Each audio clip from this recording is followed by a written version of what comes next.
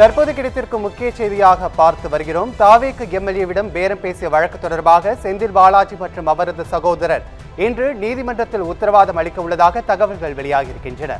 நாளையில் இருந்து நீதிமன்ற உத்தரவுப்படி காலை மற்றும் மாலை திருவல்லிக்கேணி காவல் நிலையத்தில் இருவரும் கையெழுத்திட உள்ளதாக தகவல்கள் தெரிவிக்கின்றன.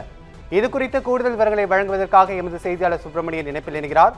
வணக்கம் சுப்பிரமணியன். செந்தில் பாலாஜி இன்று நீதிமன்றத்தில் உத்தரவாதம் அளிக்கப் போவதாக தகவல்கள் தெரிவிக்கின்றன. கூடுதல் விவரங்களை பதிவு செய்யலாம்.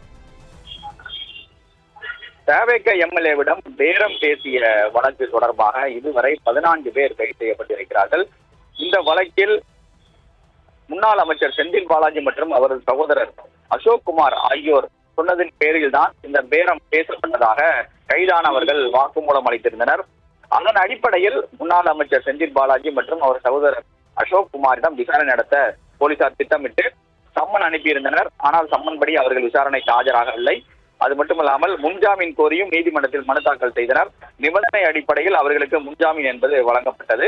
குறிப்பாக திருவல்லிக்கேணி காவல் நிலையத்தில் காலையும் மாலையும் இரு வேளைகளில் விசாரணை அதிகாரி முன்பு ஆஜராகி கையெழுத்திட வேண்டும் என்று இருவருக்குமே நீதிமன்றம் உத்தரவிட்டிருந்தது. அதன் அடிப்படையில் இதுவரை அவர்கள் விசாரணை அதிகாரி முன்பு ஆஜராகி கையெழுத்திடவில்லை. அது மட்டுமல்லாமல் நீதிமன்றத்தில் முறையாக ஷூரிட்டி வழங்கப்படவில்லை என்றும் உயர்நீதிமன்றம் தரப்பில் தெரிவிக்கப்பட்டிருந்தது.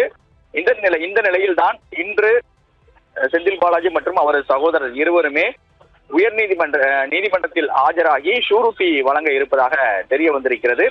இன்று அவர்களுக்கு ஷூரிட்டி வழங்கப்பட்ட பிறகு முன்ஜாமீன் தொடர்பான ஆவணங்கள் வழங்கப்படும். அதன் பிறகு நாளை காலை திருவல்லிக்கேணி காவல் நிலையத்தில் விசாரணை அதிகாரி முன்பு ஆஜராகி இருவருமே கையெழுத்திட இருப்பதாக தகவல்கள் வெளியாகி இருக்கிறது. நிபந்தனை ஜாமீன் அடிப்படையில் இருவருமே நாளை கையெழுத்திட இருப்பதாக தகவல்கள் வெளியாகி இருக்கிறது. விரிவான விவரங்களை வழங்கியமைக்கு நன்றி சுப்பிரமணியன்.